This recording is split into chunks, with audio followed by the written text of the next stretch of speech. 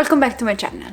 My name is Eva and today I am filming clearly in a different location within the house because upstairs there are some very loud gaming going on and you would think that an actual war is happening, so I had to actually go 2 floors down. I miss my shelves behind me when I can't film with my shelves behind me. I love that location, but I did get enough lighting in the living room and I think, we are going with a Christmas festive period here. So I'm gonna wrap up the comics I've read in the month of November. As always, I'm gonna go from my least enjoyable read to the most enjoyable read. And as always, I did enjoy pretty much everything I've read with comics. I am probably gonna briefly give you a synopsis because I don't think I've done an actual TBR for this month. Sorry, my brain is a bit all over the place. But yeah, without further ado, let's start at the bottom and then let's get to the top of my, my favorite read of the month. So let's start with actually Summertime Rendering, Volume 6. Can we appreciate these? The aesthetic of these volumes, they're so good. This is a kind of, it's a horror mystery thriller with some kind of fantasy, sci-fi elements in it, living very vague. In the first volume, you follow this boy who goes back to the island he grew up in because his dear friend and kind of adoptive sister, he was adopted by the family of this girl, she passed away. And so he attends a funeral, and when he's there, he finds out that something sinister is going on, and this girl didn't pass of natural causes necessarily, and there are a lot of things going on the island that he will then embark on this journey to, to bring back justice. And the art in these volumes have been amazing. Like, I think one thing I want to premise is I genuinely loved the art style. The reason why this is a third place is that whatever happens in these, it's difficult to do this without spoilers, but the magic or the way things work in here, the way these kind of enemies are fought and everything that's happening within these, the science behind it, it goes above my head. And in this volume, because I had taken a couple of, not 3 months since volume number 5, I somehow found it even more concrete, even more difficult to go through and understand. I don't know if it was less explained because the mangaka believed that by now I should know how this works, so he didn't bother explaining in details as he did before. Not that he ever explained much, to be fair, but he tried, poor thing. It just didn't work out for me. Maybe I'm too dumb for these, but somehow I found following the actual scientific reasoning behind what was happening, and if you're gonna call it scientific, whether you want to call it, very hard to follow, to a point that became so confusing that my enjoyment was hindered by these. And I'd be very curious to know if that's your experience, or if you watch the anime, because I'm still considering potentially to try the anime and see if it's better explained or more easy to understand in just a visual format. But let me know if you found the explanation and how this world works better in the anime.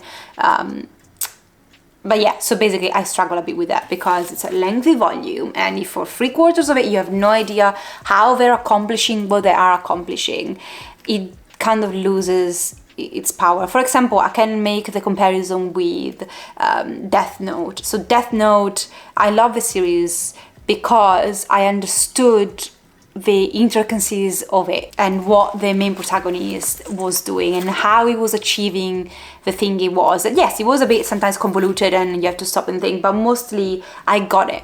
And so that's why I enjoyed and I appreciated the brilliance of our main protagonist in Death Note. Here, I couldn't appreciate their brilliance or how clever they were being because it was not clear to me what they were doing. So that I was satisfied by the end a lot. I found the ending very fitting and at the same time refreshing because I wasn't expecting the end, and I really enjoyed how he wrapped things up. So I still gave this a 3.75 stars. It is a series that I might be potentially rereading when less stressed and I can just dedicate more time to that to rush through things. But overall, it was a nice experience. Visually, so pleasing. I'm curious to get your feedback on the anime if you have by any chance watched it. Next, let's talk about Morning Glories, because I've got a lot of feelings about Morning Glories. So I have finished I've read volume 9, which has a badge that I would love to have, because I love actually Ike, and volume 10. So this is a 10 volume series. It's a graphic novel series. I'm going to show you some of the art. And basically in the first volume, you follow this bunch of kids that are very clever, and because you think at the beginning, you know, because they're so clever, they have access to this elite school. So they are accepted and then going to this elite school. Turns out, I can't show you the art. I'll show you this. That they can't get out of this school.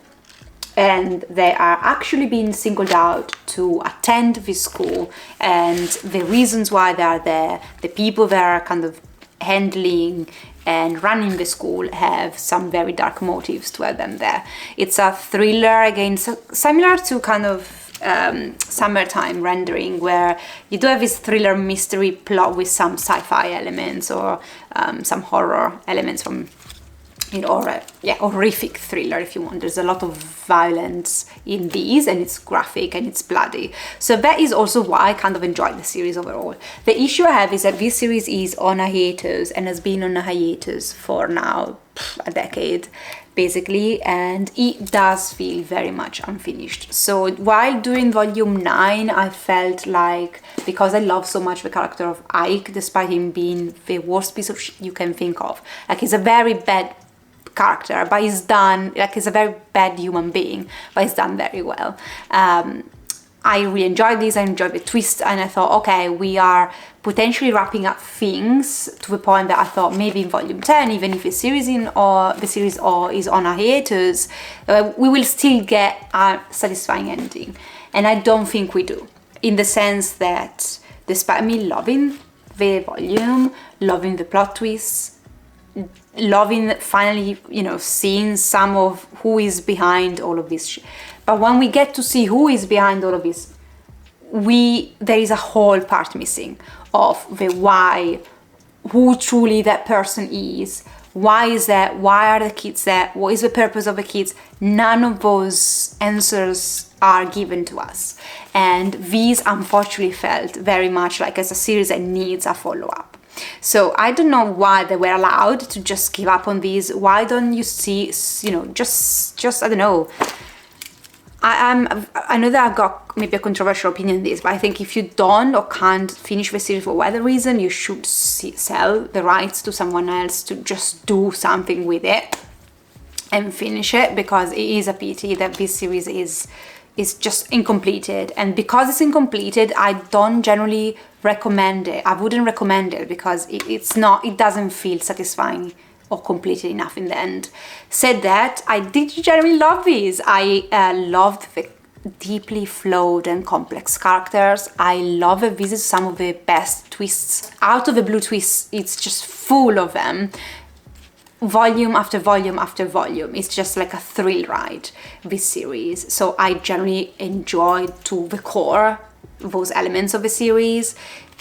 I enjoy the art, although this is a order that I put on Sci-Fire, this website that I'm using, and I don't know if it's the actual Sci-Fire that gave me like some defected volumes, or if the volumes are indeed having bad art, because especially the noses of the characters, in a lot of the panels there were defects where, I don't know, I can't show you this because of spoilers, I can't show you what it means, but basically there were lines that the characters, the noses of the characters weren't right, and I know that in other volumes they were right, and in some panels they are right, but some panels they just look like the art is not completed, like it's a draft at points.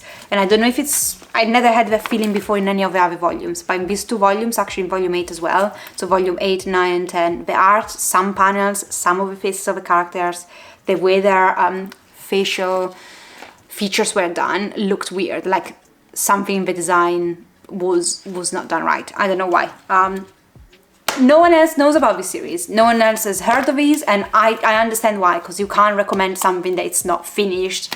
So I will keep a lookout if by any chance they will ever finish this. But yeah, it is a thriller. It is an experience, this series. But if you really don't want to end up being frustrated and left with a lot of unanswered questions and with the anger that comes with it, just probably skip this, unfortunately. Then I have Fire Punch Volume 7. This is a series by Fujimoto, the same mangaka that did Chainsaw Man, and I'm gonna show you some of the art if I can, but it's all spoilery, isn't it? I don't know if I can. Well, I guess this is okay. This doesn't feel like much if you don't know the context of the art. Of the panel. This is a series about this boy. He's one of the blessed in this. It's kind of a dystopian, grim, dark fantasy. This one, and in our world, there are now blessed. So people that have powers, and our main protagonist Annie, his and his sister have these powers of regenerating body parts, and someone else, another blessed, has frozen over Earth. So people are starving, people are dying, and Annie and her sister are trying their best to keep their village alive when bunch of military men come in and they want to destroy everything, and tragedy struck, tragedy on top of tragedy if you want, and things kind of start from there. I did like this volume way more than I liked volume 6. Volume 6 I found quite weird. This one I found more touching, and also the end of this quite fitting. And it is a series that overall has a weird vibe, as Chainsaw Man has, but more than Chainsaw Man. So if you want to go even more bizarre than Chainsaw Man, which is probably saying something, I would say that Fire Punch can be your gem. Some volumes it was a bit of a miss because I was creeped out by our main protagonist. I never warmed up to him. Like, this is one of the few manga series that I've read despite me not liking any of the characters. I was generally there to find out what this man could do with his plot, because I had no idea. And I found this volume, again, the end in particular, what happens at the end, so deeply fitting this story. And I think by the time you get to this point, some elements that were kind of disturbing to me, because they might go into this very grim, dark, horrible plot, and then, you know, it might mention Star Wars or shit like that. And I was just like, it doesn't make sense for you men to mention such frivolous things in this context when you don't set that up from the start. So if you had mixed them both frivolous and very serious from the start, I would have appreciated it. But towards volume 3 to 4, it throws stuff like that in out of the blue, and they just didn't fit in. So the fact that now those things have gone, those kind of weird comments about everyday, I don't know, movies or stuff like that truly do not fit in this world, they make more sense. Yes, I understand the film. If you've read this, I do understand the film, the movie's references and why it's there, but I don't still feel like it was fitting the moment he did it. Anyway, he's stopped doing that. The story is just about this world and what's happening, and it's horrific and it's gut-wrenching. It's one of the bleakest things I've ever read in terms of manga, but I think this volume was a success, and I'm generally now excited to see how this wraps up. Okay, then I do have Villan Saga. I had missed reading Villan Saga, historical fiction manga, no fantasy elements in this, and this is about Thorfinn, whose father is killed in front of his eyes, and then he's taken in by the guy who killed his father. His father was a Viking warrior who had retired, and now he had been called again to war. He didn't want to go, and on his way to kind of discuss his involvement and the fact that he didn't want to be involved, he's killed. So the guy who killed him, Askeladd, takes in Thorfinn and raises him, and he just says, you know, once you are stronger than me, you can challenge me in a duel, and you know, you can avenge your father. And so Thorfinn at the beginning keeps challenging him, and he keeps losing, but Askeladd doesn't kill him. He just say, you know, next time. So Thorfinn basically is brought up with this very evil and genius guy at the same time, and he participates in the expansion that Askeladd is trying to achieve of the Vikings in England and Wales, I think it's Wales. And it's a brilliant historical fiction. I think the mangaka, from my understanding, did a lot of research in this.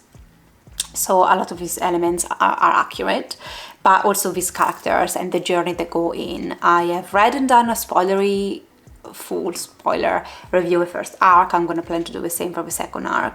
Now, this volume was weird, not in a negative way, it was just different. It felt like a bit like the calm before the storm, if you can call this the calm. I've yet to make my mind on the character of Her Knight. I just still haven't decided precisely what I feel about her. I do also have no idea how Thorfinn is gonna keep up his vow.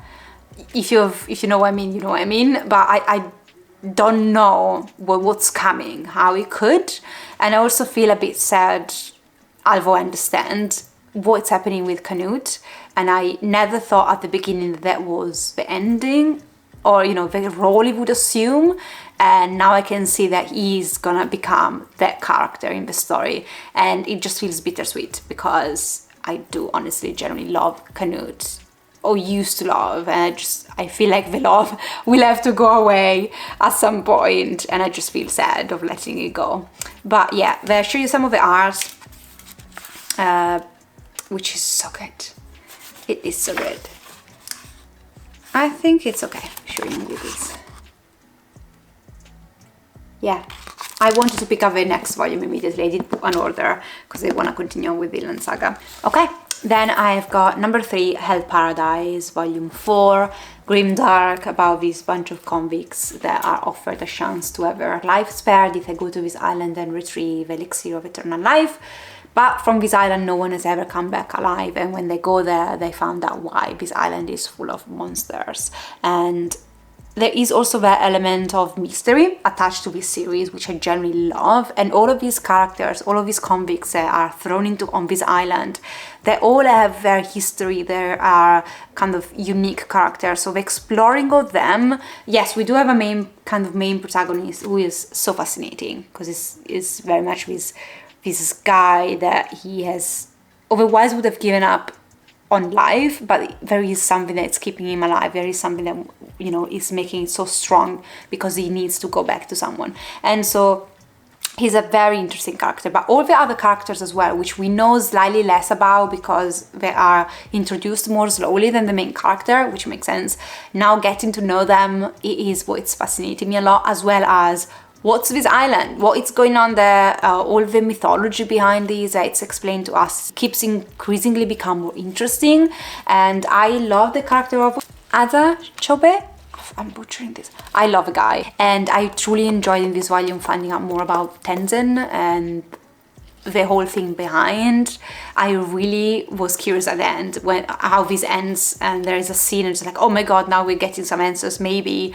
And then the volume ended, so I'm gonna pick up volume 5 in December very, very quickly, because I want to find out what happens next. But yeah, it's keeping me entertained. It's giving me these anti-hero characters that I absolutely love, and it is unique. Like, I found this series that generally has its own flavor, which is what I look now, now that I'm starting to read more manga in general, and specifically as I like grimdark and horror genre, I do need then now series to kind of stick with me because they got something unique to them. And I do think the Hell Paradise has its own thing going on, and that's why I'm loving it. Number 2.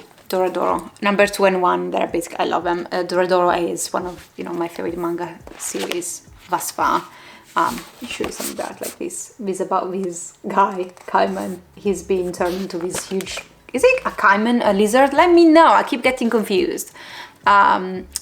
He's basically this monster, and he used to be human. He doesn't have any recollection of his past life, but he's on the lookout for the dark sorcerer who transformed him in this monster. Because if he gets his hands on the dark sorcerer, he can find out who he was, where he comes from, how he became what he became. And in this world, you got these kind of dark sorcerers are people with power, and they use normal humans without powers for their experiments. And the humans live and survive barely in the hole, while the dark sorcerer have their own city, their own place where it's way better. But in this world there are then demons, and it's quite horrific in general as a world, which I love. It is very bizarre. I was reading this on the train, and the first volumes, it gets very very dark. It is very violent. It's a series, and I was reading this on the train at some point, and I was just like, oh, okay, I hope there is no one looking above my shoulder, because especially if there are no kids looking above my shoulder, they will think me of a creep. But I loved it. Very violent though as a volume, and I think I've noticed that the more she goes out there with how much she dares become violent and bizarre, the more I appreciate the volume. I think it is a complex story though, so it is just a lot of pieces to put together, and I do believe that once I finish the manga, I need to watch the anime just so I can consolidate my understanding of the whole thing. I loved in this that we do find more about Nikaido, how you pronounce it, and her backstory, who she is, where she comes from. Absolutely find that touching and finally refreshing to know about her, because she's clearly like one of the main protagonists. So I really love that part, and I can't wait to continue on. Okay, and at number 1 we do have Hellboy, the library edition, volume 4, which contains a bunch of short stories, but mainly the most famous ones are The Crooked Man and The Troll Witch, I believe. And I'm gonna try and show you some of the art, but this is massive, and my Christmas tree is not having it, so we might have to just skip it. Well, let's see. Actually, I can. Listen, I've never been happy to actually splurge my money on a graphic novel series as I have been with Hellboy. I just generally am in the best of times. Hellboy is the story of Hellboy, this demon who's summoned by the Nazis but raised by good guys, and he's supposed to bring the end of the world, and he's not having it. He's just saying, no, I'm a good guy, I don't want to do that. But mostly what you do is follow Hellboy on adventures around the world, and he takes lore throughout the world and makes Hellboy go and face these monsters and beat their asses up. Basically that's what's happening for the most of the volumes. And he is not the first grumpy, actually, you know, scary looking but very good guy character I've ever read from. It's not the most surprising, sassy writing or the best art in the whole world, but it's a combo of all of those things together, and all of those things come together and makes the perfect match. I love Hellboy in all its aspects. I love the artistic side of the things, I love the dialogues and the way the stories are told to us, but I generally also love him as this character fighting destiny. In this volume, I guess, because he starts to work on the movies, he's now working with guest artists. So now the art is changing a bit, and I generally enjoyed it so much. I do like his art, so I didn't need necessarily like have a guest artist, but I do find that the guest artists he employs in these are bringing like something, another layer of awesomeness to Hellboy. I love the Crooked Man story and the Makoma one, such good stories. One thing that Hellboy has, and I think he does in a unique way, is the ability of the author to really research lore around the world and pick up the most interesting monsters from it, the most awesome legends, and then, you know, make it blend with Hellboy and his story. And it's just, that is a strong point. I never thought I would have such a blast reading Hellboy, but I'm in awe of Hellboy. The Goal and the Panangans, what it's called, are my least favorite stories. I do believe though that the Goal is one of the least appreciated stories by the readers in general. I think the author acknowledges it at the back, but overall it was still very good. It's like short stories going on adventures, and it's just the best of times. I honestly also loved the Vampire of Prague. I got a soft spot for vampires, so truly enjoyed that story. The Crooked Man, the third story, was one of the most horror, like it kind of definitely went into the horror genre. It was very violent and bloody, which is usually something that with Hellboy you have got blood and action, but it's not necessarily something that would describe a full-on horror. The Crooked Man came closer, and if you know, I generally love horror in a book or graphic novel format, and so maybe that also made me appreciate this volume so much more. But yeah, 5 stars. It's Hellboy. I'm just such a big fan of Hellboy. It's something that we reread over and over again, and I know I'm always gonna have the best of times. And it's something that if you are into graphic novels, you need to read Hellboy. And if you're a big fan of Hellboy, I know there are some spin-offs. I know that the library edition do not cover probably the whole thing. So let me know where to go next, what spin-offs are worth reading. But yeah, guys, that's all I've read in terms of comics for this month. I did complete my TBR, which I was very happy about. I read these on the 30th of November, all in one go. I just couldn't put it down. And if you're new, I would love for you to subscribe and stay and be part of a small community and have a chat with me in the comments down below. And yeah, I'll see you next time. Take care of yourself. Ciao!